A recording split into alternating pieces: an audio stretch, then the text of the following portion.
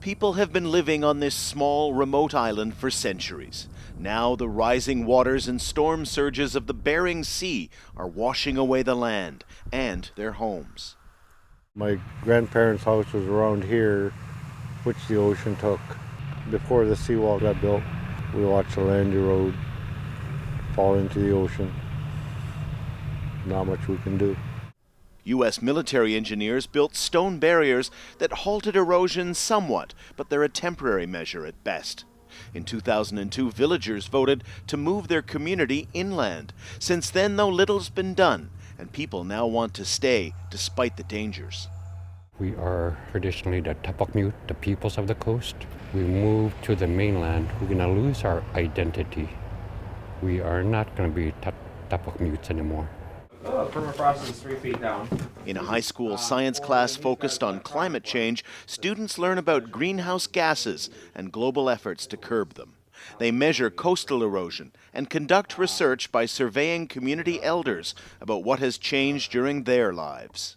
Every single person we talked to talked about something different, whether it was how the ice was here later, forming later, or berries on the land, or how the water depth has changed.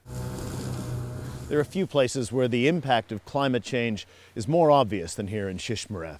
People have seen houses wash away, seen much of their island disappear.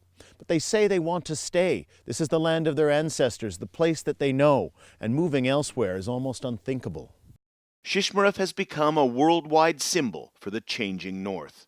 Across the Arctic, temperatures are warming twice as fast as elsewhere.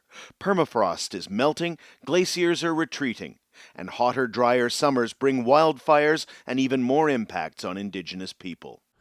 Alaska considers itself the last frontier in the U.S. where people work hard to earn a living from a rugged, challenging landscape. Climate change is taken more seriously here than elsewhere in the country because its effects are ever present and happening right now. There has been a building awareness, particularly in the Arctic, that the Arctic is at the leading edge of change. But I also worry at the same time that the environment is changing so fast that we may not be able to catch up.